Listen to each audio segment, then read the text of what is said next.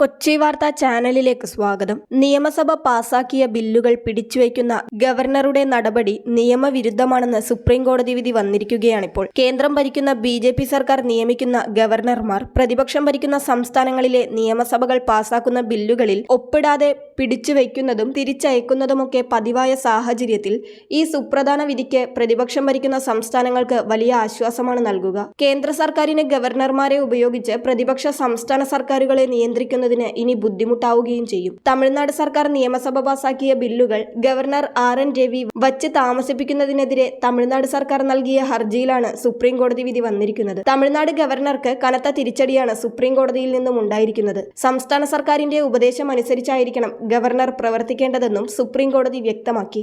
ഒരു ഭരണഘടന എത്ര നല്ലതായാലും അത് നടപ്പാക്കുന്നവർ ശരിയല്ലെങ്കിൽ മോശമാണെന്ന് തോന്നുമെന്ന അംബേദ്കറുടെ വാക്കുകൾ കോടതി വിധിയിൽ ഉദ്ധരിച്ചു. തമിഴ്നാട് നിയമസഭ പാസാക്കിയ ബില്ലുകൾ പിടിച്ചുവെച്ച തമിഴ്നാട് ഗവർണറുടെ നടപടി നിയമവിരുദ്ധമാണെന്നും കോടതി വിധിയിൽ വ്യക്തമാക്കി. ഗവർണർക്ക് സമ്പൂർണ്ണ വീറ്റോ അധികാരമില്ല. ഭരണഘടനയിൽ വീറ്റോ അധികാരം നൽകിയിട്ടില്ല. ജനങ്ങളുടെ ക്ഷേമത്തിനായിട്ടാണ് സർക്കാരുകൾ നിയമം കൊണ്ടുവരുന്നത്. അതിൽ തലയിടുന്ന നിലപാട് ശരിയല്ല. സംസ്ഥാന സർക്കാരിനെ തടയുകയല്ല ഗവർണറുടെ ചുമതലയെന്നും കോടതി വ്യക്തമാക്കി. നേരത്തെ തമിഴ്നാട് ഗവർണർ RN രവിക്കെതിരെ രൂക്ഷ വിമർശനവുമായി സുപ്രീം കോടതി രംഗത്ത് വന്നിരുന്നു. നിയമസഭ പാസാക്കിയ ബില്ലുകൾ അനിഷ്ടത്തിന്റെ പേരിൽ അനുമതി നൽകാതിരിക്കാനാവില്ലെന്ന് കോടതി വ്യക്തമാക്കി. ബില്ലുകൾ തടഞ്ഞുവെച്ചതിന്റെ യഥാർത്ഥ കാരണം വിശദീകരിക്കണമെന്നും കോടതി വ്യക്തമാക്കിയിരുന്നു. വിഷയത്തിൽ ആശങ്ക പ്രകടിപ്പിച്ച കോടതി ഗവർണർ സ്വന്തം നിലയ്ക്ക് നടപടികൾ സ്വീകരിക്കുന്നുവെന്നും നിരീക്ഷിച്ചിരുന്നു.